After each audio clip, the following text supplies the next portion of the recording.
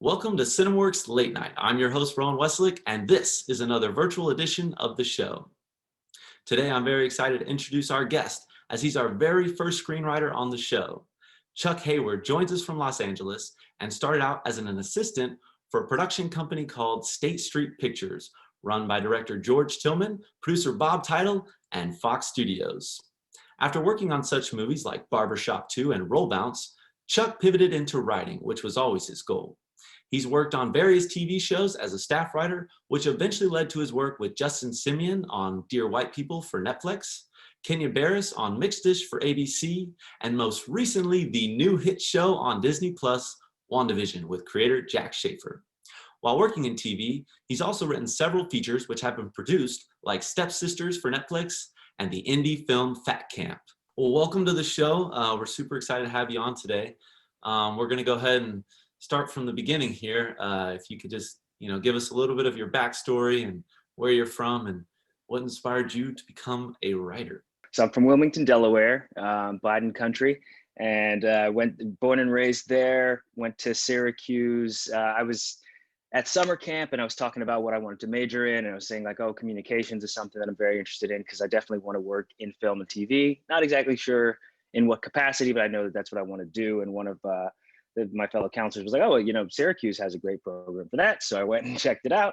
Ended up going there, majored in TV, radio, and film. And then I moved out to LA right after graduation and just started working, started being an assistant at a couple of different places. And, I did the assistant track for 9 years. Some people end up doing it for 1 year. Some people never do it. Some people do it for 12 years or whatever. It takes a different amount of time for everybody. There's no one path. So yeah, right. It just became about getting out here and hitting the ground running and trying to learn as much as I could about the industry and then using the nights and weekends to work on writing. So why did you decide to write for film and TV and television? What about these formats excited you? Because, people can now write scripts for video games and things like that. But what about those two formats excited you as a creative? I was a video game person when I was a kid, but I really loved TVs and movies. It made my day. It allowed me to be exposed to different types of people and cultures and situations and stories. So I think that always attracted me a little bit more. I think video games, there's a level of escapism that is cool, but that you lose a level of grounding in reality. So I never felt the same emotional connection to video games that I felt to just stories about people. So I think even if the stories are a little fantastical, there's a human element to it that really drew me in there. And I grew up in a pretty diverse place, so I wasn't I figured everybody sort of knew a little bit about all kinds of people, but I realized that that's not true. So I think sometimes all their exposure to different types of folks come through TV and movies. So want to be a part of that, of just exposing people to new ideas, new, backgrounds and cultures and humors and all sorts of stuff. Well, you talked a little bit about your assistant job. I know that you were, one of the first companies you worked for was State Street Pictures, director George Tillman and producer Bob Title. What did you do primarily for them?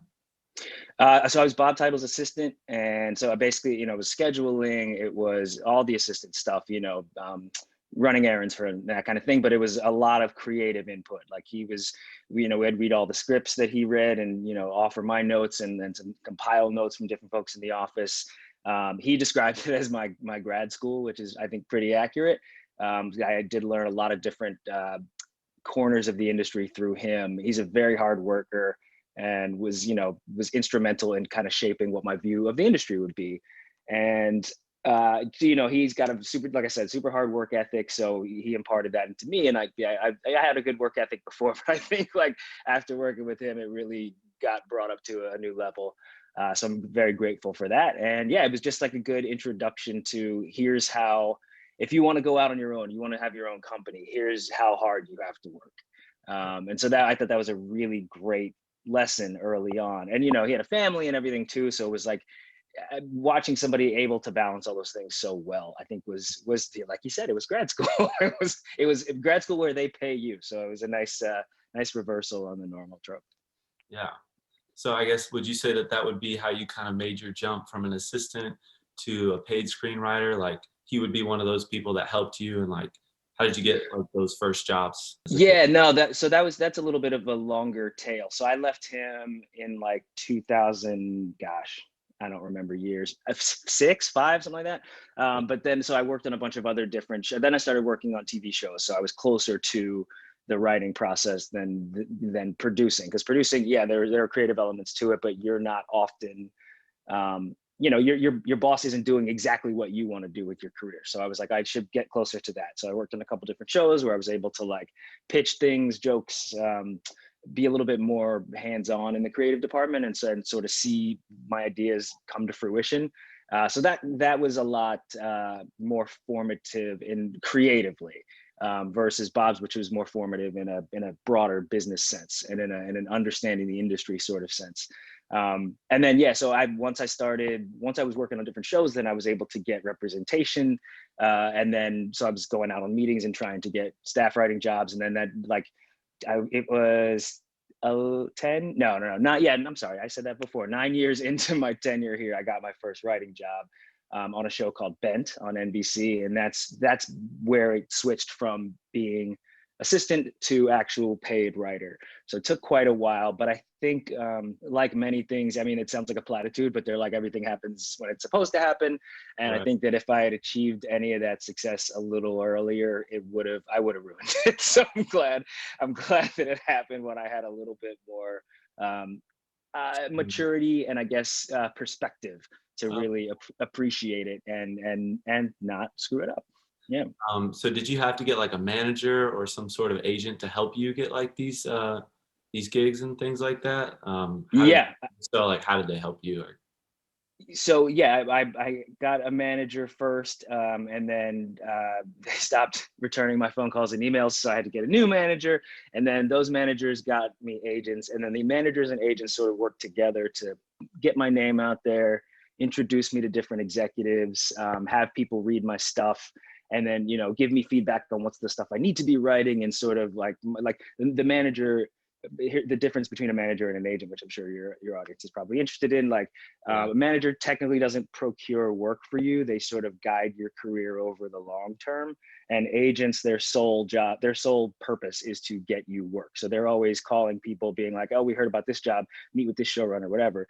Managers will be like, meet with this person at this studio for a general, meet at this person, just kind of let them get to know you, talk about what your interests are, like sort of like they're more, like I said, uh, 30,000 feet view is what the manager looks at, and the agent is a little bit more hyper focused on job acquisition.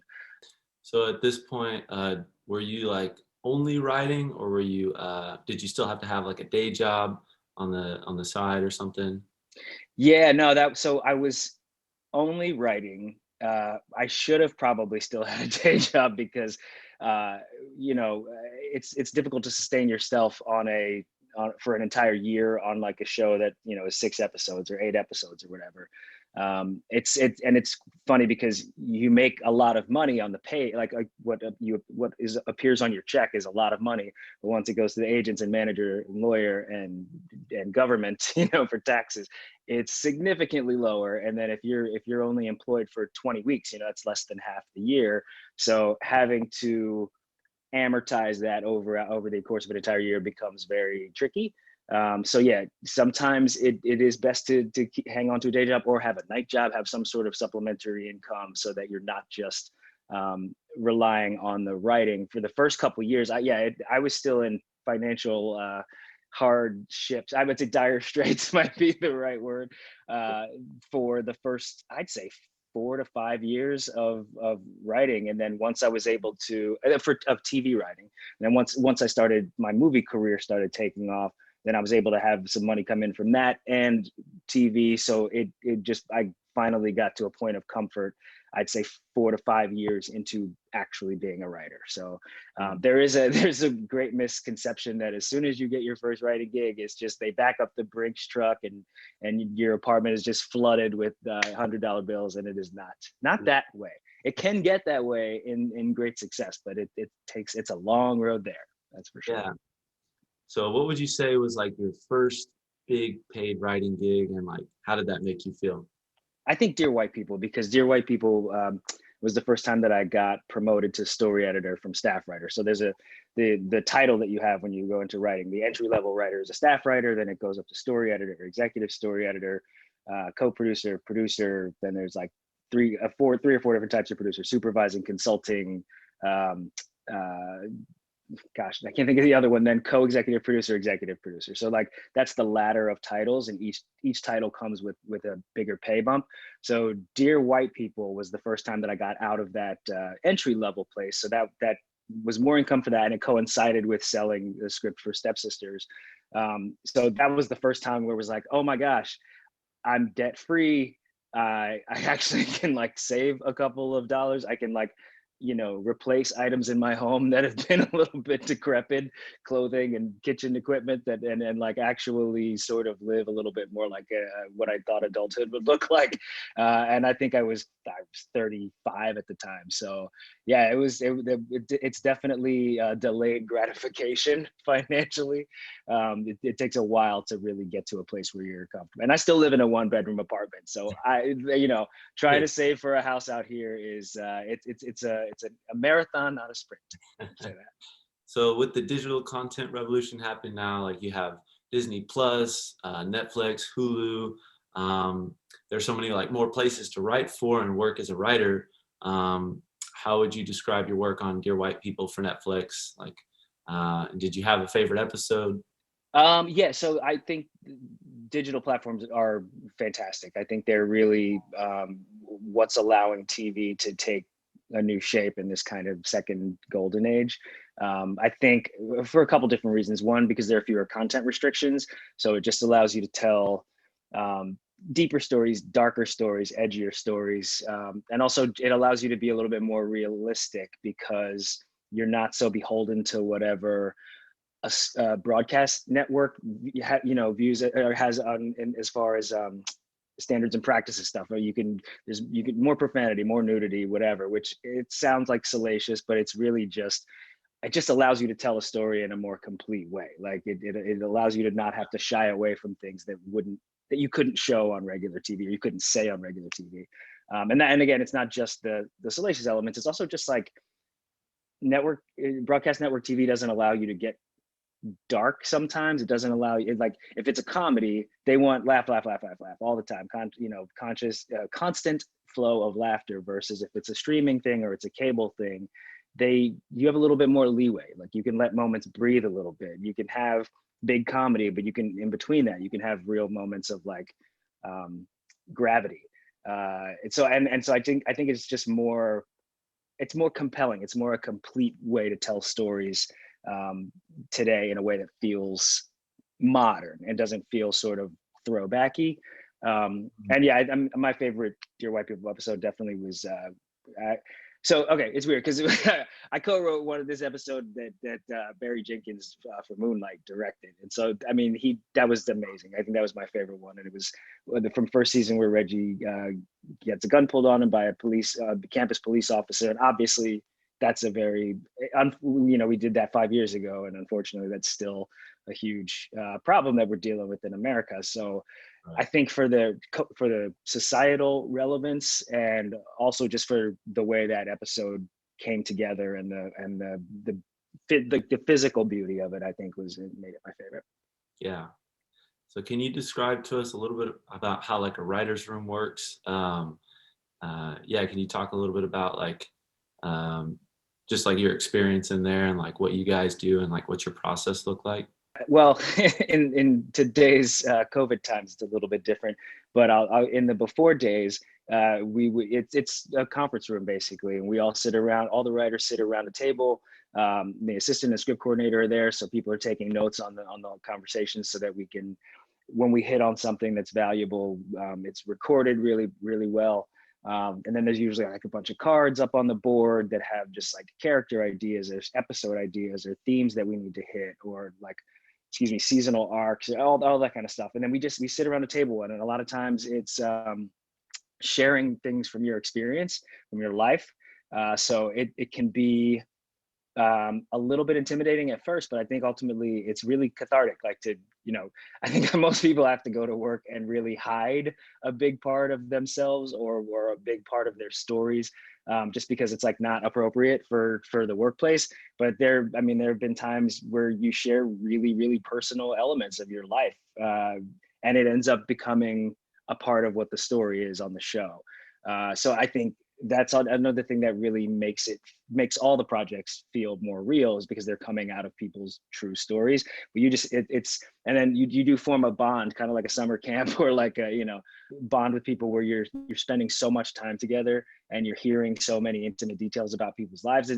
You get to know people really well, and I think it creates a safe space, which I think is a term that's thrown around a little bit too much, but like you do really feel like, oh man, there are friends of mine who don't know this stuff about me, and I'm sitting here telling my coworkers. Yeah. But I think it makes for a really good creative soup. I would imagine, yeah, that you would have to have like a very safe space to be able to like come up with certain ideas and jokes and things like that. Yeah. That sounds like a lot of fun. And so let's talk a little bit about Stepsisters, which is such an awesome movie. Thank you. Was it an original idea that you had, or was it brought to you as a project? No, that was an original idea. I saw a clip online of a white sorority doing a step show, and I was like, oh, I can't believe nobody's making that movie. Like and they did really. I think they won the competition that I saw, and so I was like, yeah, that's an interesting story. I'm an alpha, so I'm a fraternity guy, and we stepped in college, and so I knew that world pretty intimately. And so it just became about like, I love the movie, bring it on. Let's do that in this world of step shows. And so some of the reactions I got were not great. I think like people were a little, some people were definitely a little bit turned off by like, oh, this is cultural appropriation and all that kind of stuff. And I was like, yeah, that's what the movie's about. Like we specifically talk about that. So I think it got a lot of blowback before it came out, when people heard what it was about. And then for the most part, once people saw it, they were like, okay, that's not as bad as I was expecting. But it did set off people's like, like this ain't cool meter.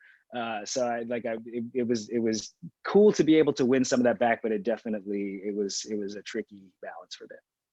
Right. So for character development, can you walk us through the process of creating some of these characters? You've mentioned stereotypes play a part in this. Can you talk to us a little bit about that and like how you incorporate themes when you're creating this fictitious world? Yeah, stereotypes I think are important because they do. It's the way a lot of people kind of hook into a thing mentally, or the way that they can sort of make sense of it. But the problem is stereotypes are often not true, and they're lazy.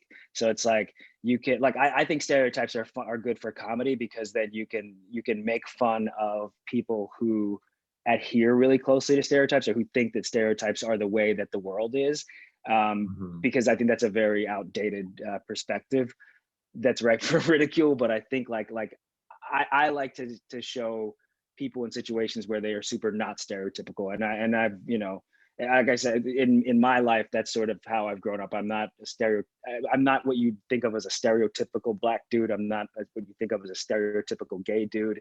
There are all sorts of like gray areas that we all live in, and I think that's really where you find the most interesting stuff. And I think it's where it's weird, because the specificity is what makes the universality. Like when you're trying to have something appeal to everybody across the board, it can get sanitized or flattened or whatever. So I think like making things really hyper focused and making things really specific to who a character is, somehow, I don't understand how it works psychologically, but people see themselves, they see their own story in that specific story, even if their demographics are completely different from that character. Right. So yeah, so it just becomes like, rather than resting on a stereotype, like trying to find a way to subvert it. And also, especially when you're dealing with characters who are like antagonists, or villains, I guess is the more typical word. I feel like when I grew up, most of the movies were like the villains were these kind of arch, mustache twirly kind of people, and I think that trend has tended to switch a little bit because you want to understand why a villain is doing a certain thing. So you have to get into their mind, because like the villain, if the if the movie was about the villain would be the hero. So what is that in that alternate reality? What is that villain's? Why do they think what they're doing is good? Like, Thanos. He's got a reason why he wants to get rid of half of the life in the galaxy. Not cool. Nobody, I don't think anybody agrees that that's a great idea.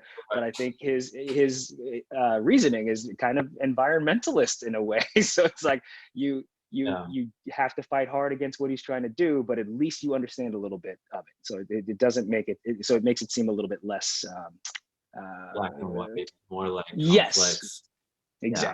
exactly. Yeah. Well, speaking of Marvel, you recently wrote on the pop culture phenomenon WandaVision for Marvel Studios, starring Elizabeth Olsen, Paul Bettany, and Catherine Hahn. How did you manage to set foot into the Marvel Cinematic Universe, and how did you feel about it? So Jack Schaefer, who is the showrunner of WandaVision, I've known her for years. We have a very good mutual friend. So I've sort of known her as we've both been climbing up in our careers. And then when she got this show, she gave me an opportunity to work on it because we had discussed sort of, she was more of a feature writer before that. And so she had this opportunity to run a show. She was talking to different friends and getting different advices from people who have been in a lot of different rooms. And I was one of those people. And then she ended up hiring me, which was great. So it was different than any type of room that I'd ever been in. And the writing is different than any type I've ever done, because in comedy, like when you're writing a script, like the action lines are sort of bare bones. Like you just want to get across, he runs there, he trips and falls, and then, you get the dialogue in. So it's joke. But with this, like you got a chance to because you had to create a world, you had to create new visuals, and you had to explain those on the page. So it allowed you a chance to like unlearn that, I guess sparsity of verbiage when you're writing a script. Like you just got to let your language flow and be flowery and be imaginative. Like it was a really cool exercise in I don't know, I guess doing what we want to do as writers, but what we've been conditioned against doing. So it felt like you got to run a little bit freer, Okay. Yeah. So was there like a lot of research and development you had to do prior to the show? And like, what did that entail? Like, did you have to read a lot of comics about Vision and Wanda, or? Well, that's the thing. We had to watch all the Marvel movies, which most of us had seen most of them anyway.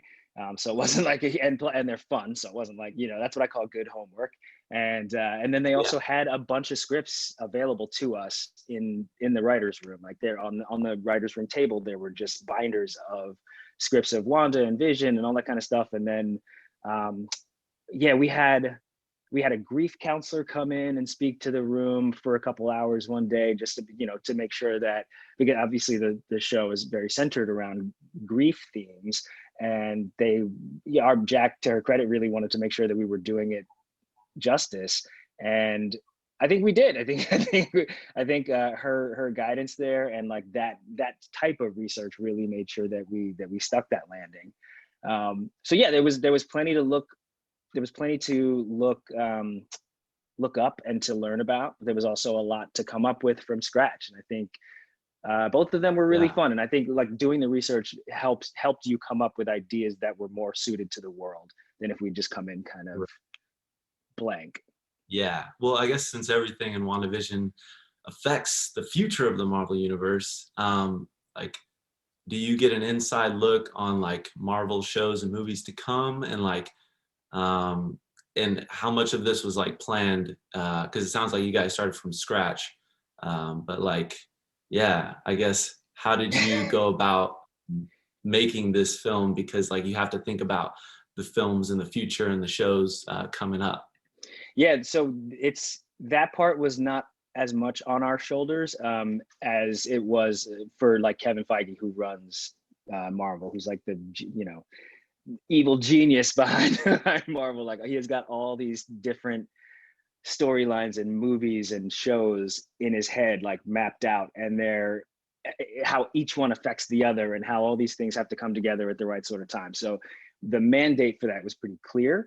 And sometimes we'd be going down a road, and then Jack would go talk to Kevin, and we'd be like, okay, we have to alter this slightly because of how it fits into the next movie or how it fits into the next thing. So it sounds rough, but it was actually really cool, like knowing that what we're doing here doesn't just stand on its own, but it's like a brick in this larger wall of storytelling. So and again, that's something I've never experienced before either. So yeah, you really feel like you're part of a family. Like you feel like you're doing things that are like supporting this grander vision. So I love that. Well, just a little inside my family, we grew up playing like Ultimate Alliance, which is like this old Xbox game where you could play like all the Marvel characters. And then right after we bought that, like Iron Man came out, and then we just started like following the whole like Marvel movie, like cinematic universe. Yeah. And yeah, I think it was just my dad probably will hate me for this, but he just finished watching the last episode last night, and he said he cried. So, I mean, you guys like really did a good job putting it all together.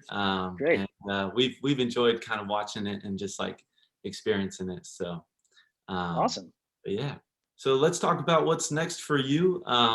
What can we be looking out for in the future for your projects? Well, that is a good question. I'm in this phase right now. So, excuse me, I just finished working on the show called Flatbush Misdemeanors, which will be out on Showtime in May. So that's like the next thing most immediately. And then I'm working on a remake of Don't Tell Mom the Babysitter's Dead, which is like a cult classic comedy from the early 90s. It starred Christina Applegate. So we're doing like a Black remake of that, and super excited about that. Turned in, 2 drafts now. So hoping that this next draft is the one that gets it over the finish line and we can start talking about production. I'm really excited about that because that's a movie that I watched, like, no lie, hundreds of times, like when I was a teenager, because it was that back when there was only one HBO. They would just get movies into their rotation and they would play them, once every day or once every 2 days. And every time the movie came on, I would watch it. So that opportunity came to me to work on it. And I was like, I could not wait to get started on this. And yeah, I'm proud of it. I think it's going to be really cool. Lastly, we always like to end our show with this. For our aspiring screenwriters out there from Austin Community College in the Austin area, can you share your advice on how to get out there and start a career as a screenwriter? Yeah, I think always be writing something. Like, I think there's a crutch you can sort of lean on by like, hey, I'm working on this thing, and 2 years later you're still working on that thing. And so it's like, always be writing, always be finishing, always be starting a new thing. It's very much a 10,000 hours sort of situation. So I think the more time you put in, the better you're going to become. The more reps you do, the stronger the muscle becomes, to use that analogy.